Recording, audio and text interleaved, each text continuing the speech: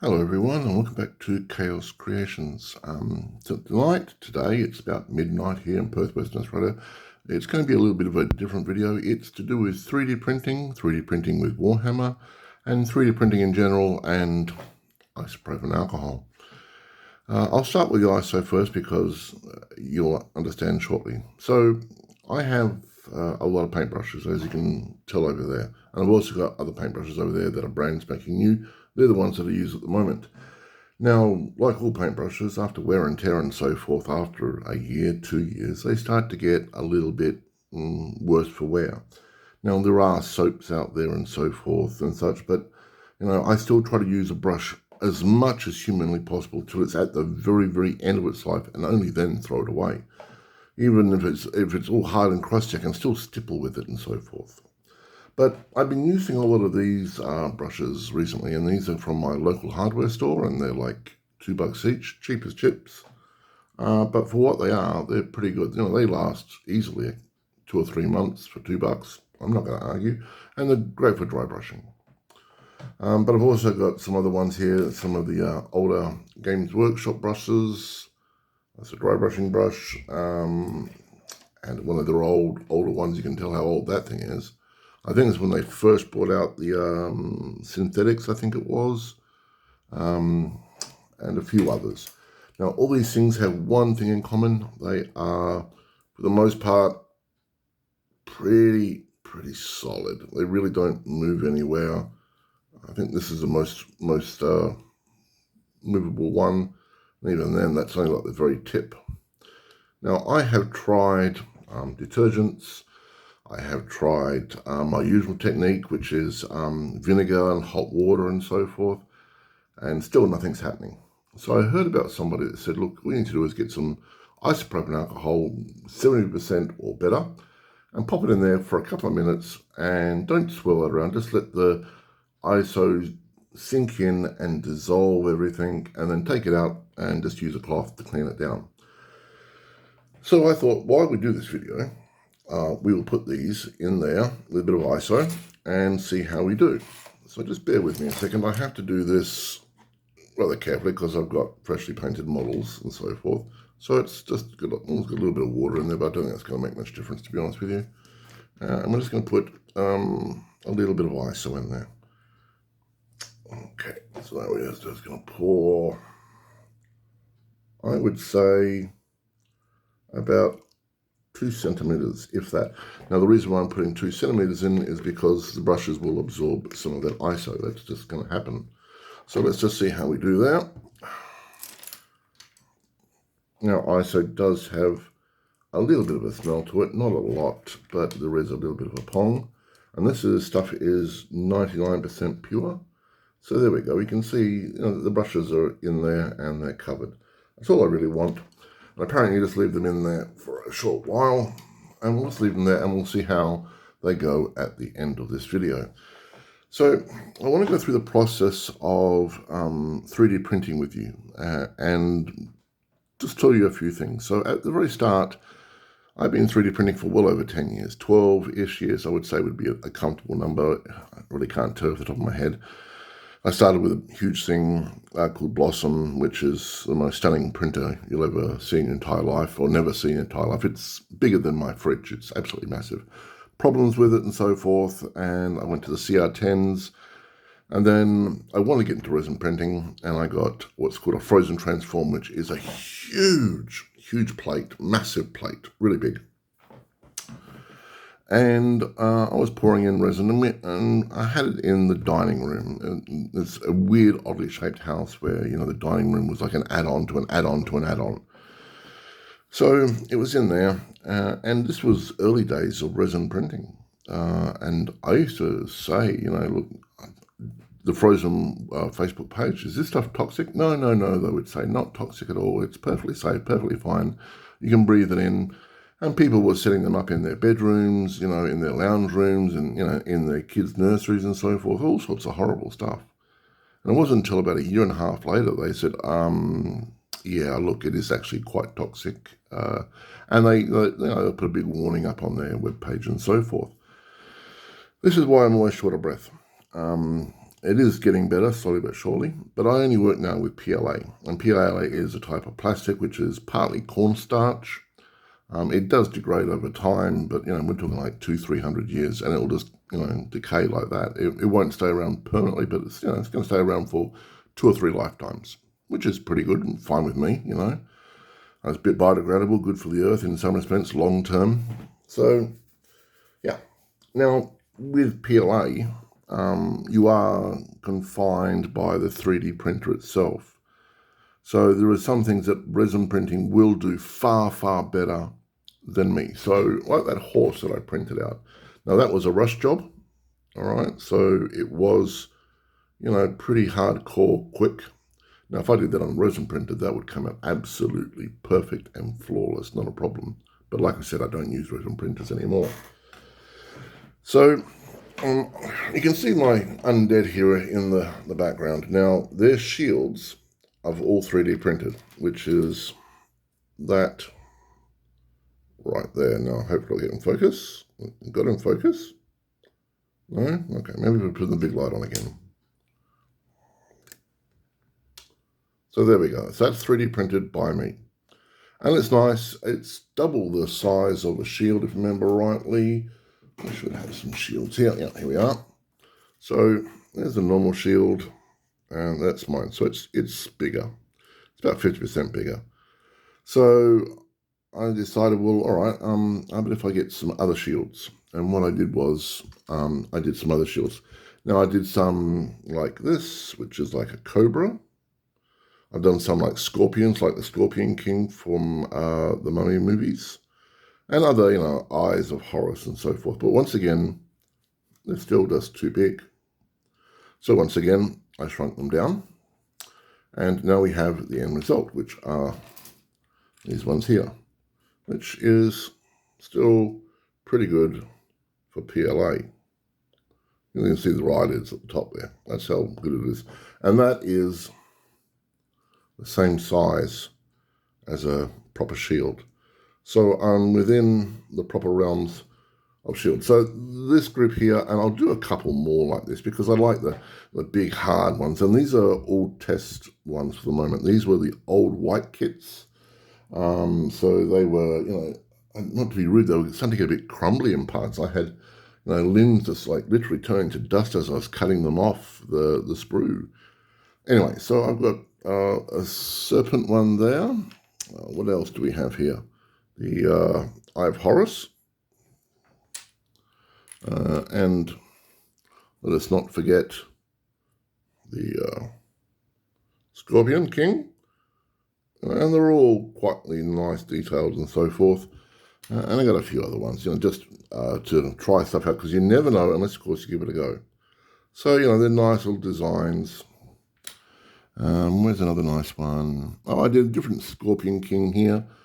This one's got like a little banner on it as well, so I could maybe put something on there. Oh, it's a little bit at the top there. It's a bit messy. Silly me.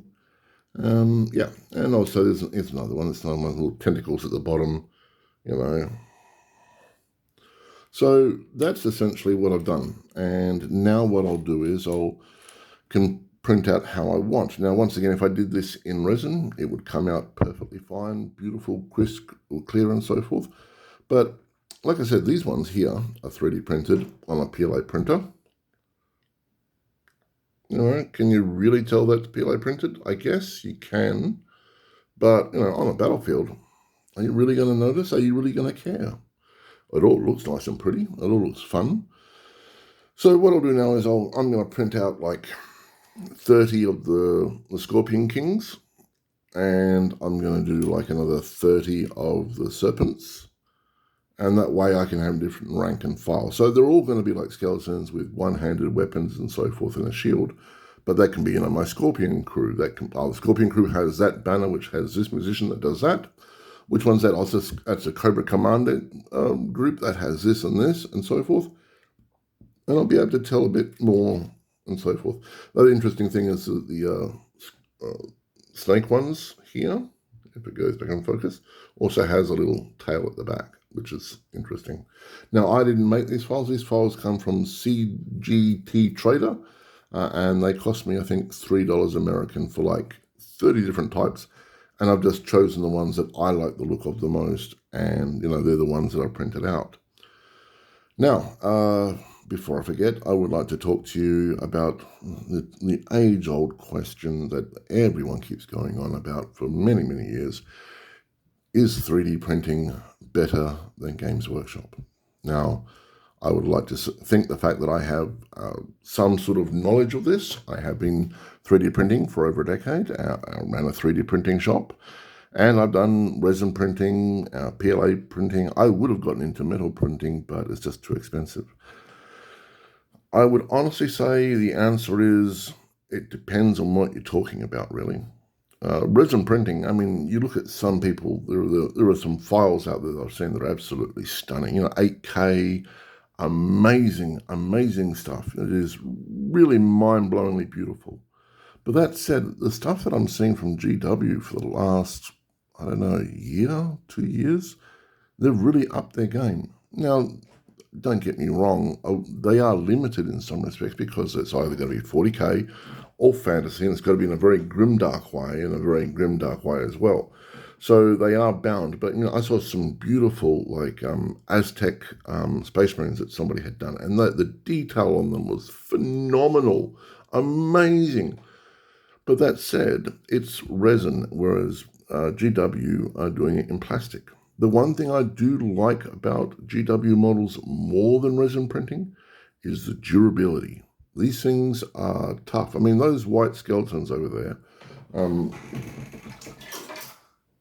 this sprue I got, I don't know, 30 years ago, and it's still, still hard as nails, I still got to clip them off and so forth. Some of the ones are a bit brittle and so forth, but for the most part, they're still there, and they're hard as nails.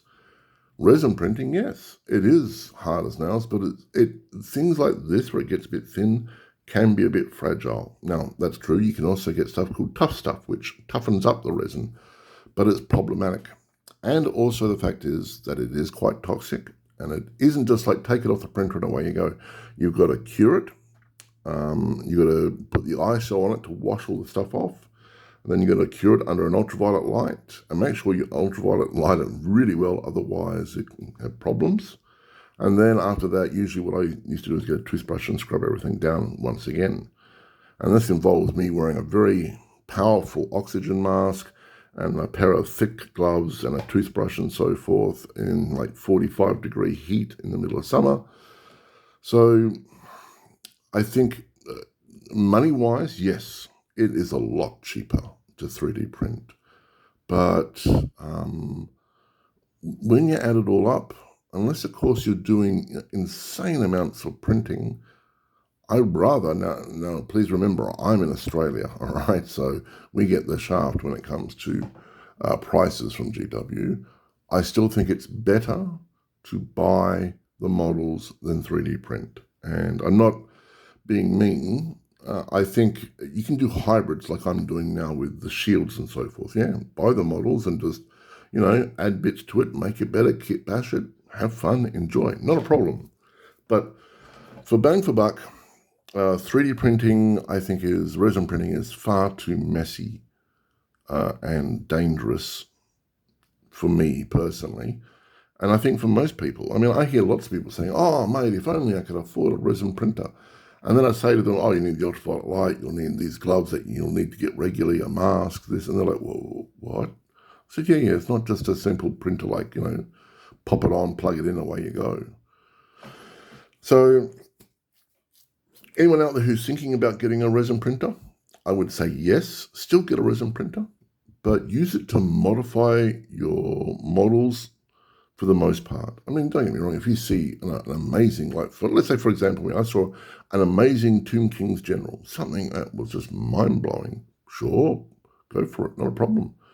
And the rest of it can be shields and weapons and so forth, go for it, have fun. But all the models, I think I would rather buy GW and just mod them. That's me personally. I'm also 55, and like I said, I've got, problems from resin printing. So that said, and also the fact is I'm seeing a lot of stunning models coming out of GW, really amazing stuff. So, you know, it's going to be expensive, but I think it's worth it. Anyway, so for me personally, when you see things like me with this horse and so forth, this isn't going to be a staple thing for me. I'm just going to get lots of 3D printed horses and so forth, because while they're nice, they're not great. And what you can do is you can mask a lot of this with paint and fillers and so forth. It's painstakingly slow, but it can be done. Now, the only reason I got it is because I needed a couple of extra horses. I got like lots of dudes, but not enough horses. I think I'm like 5 horses short. So I thought I'd print out a couple of horses just to see how we do. And as you saw in a previous video, I was able to do it by using resin printing settings. So yeah. Now, there was one other thing before. Yes. Now, brushes. As you can tell, they're over there soaking. I got lots of brushes over there. And I've been buying, you know, for quite some time, Games Workshop based brushes because they're great, they're handy, and so forth. And they're trying to push the synthetics. And for a long time, I never touched the synthetics. I thought they were a complete waste of money, total crap, horrible. But I've been trying them recently, and they're not too bad. But once again, it's like $11 Australian for a synthetic base brush. So I went to my local store, and I was able to pick up these brushes. Now these are double zeros, triple zeros and double zeros for $3 each. That was, if you're in Australia, it's Officeworks. For those in Australia, just go to like a good stationery store. Don't go to like a cheap-ass stationery store. Go to a good one. Oh, I've even got a 2 in there. Wow, I didn't know I had that. Okay, I've got 2 2s. Wow, okay. And a lot of zeros. $3 each. And they're, you know, beautifully fine, lovely. We started to use one there already. $3 each. So that's 3, 6, 9, 10, 11, 12, 13, 14, 15. About $23, $24. Now, I had a voucher for Officeworks for $30. So, yeah, I decided to use it and get some new brushes. And these things are amazing. Not a problem. You know, and look, they're not going to last me forever. But, you know, they'll last me for 6, 12 months for $3. I'm not going to argue. So go to Officeworks. These were on special, I think, in the arts and crafts section. So, yeah. And they work beautifully. I mean, you can see I've been using them on this gentleman here. No problems with using them. They all seem perfectly fine. If it gets in focus. Hello? No? Okay. Well, you can see anyway that it's working out beautifully. And I had an old horse head, so I had to put it on one of the miniatures. You know, why not? For those that understand, back in the day, they used to do that. And also, I think it's Mortis, Judge Mortis from Judge Dredd. He has a horse's head, so it kind of fitted in. Now, I do actually own the miniatures of all the 4 judges, if I can find them, back from the old Judge Dredd days. If I can find them, I'll pop them in this army as well. You know, then they're going to look a bit out of place, but, you know, at the same token, not. Okay, so it's been about 19, 20 minutes. Let's see how these brushes are. And we will... I'm just going to take them out in a second. I'm just going to get myself some cloth, or towel, and dry them off. Now, apparently, they're supposed to be a lot more flexible. So let's hope.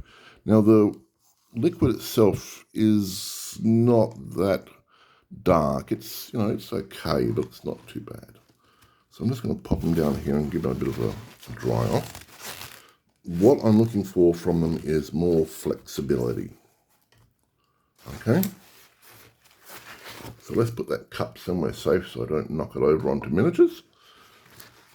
Now, that said, coming out of the pot, cup, they are definitely more stinky. All right, so let's see how flexible. Oh, yeah.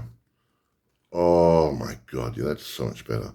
And this is just ISO, all right? So, yeah, that's a lot better. That's, oh, my God, that is amazing. All right. Next one. Yep. Okay, that's back to normal. That's good. I'll leave the white one to last because that's going to be the big one. All right, let's see about this one. Yeah, oh yeah, it's got most of the flex back. Still got a little bit down the bottom there, but for the most part, that's doing pretty darn good. And last but not least, yeah, it's got a bit of flex, not a lot. But this one has been around, but this one's been used so much. So that's not too bad, not too bad at all. For, what, 20 minutes in an ISO tub, that's not bad. So what I'll do now is I'm just going to put them back in there because I know where they are and they're nice and safe. And what I'll do now is, after I've loaded this up, or while it's loading it up, I'll take them off and give them a bit of a soak under some warm water. Get all the ISO off the brushes because, you know, I don't want them to melt or, you know, get damaged any more than they already are.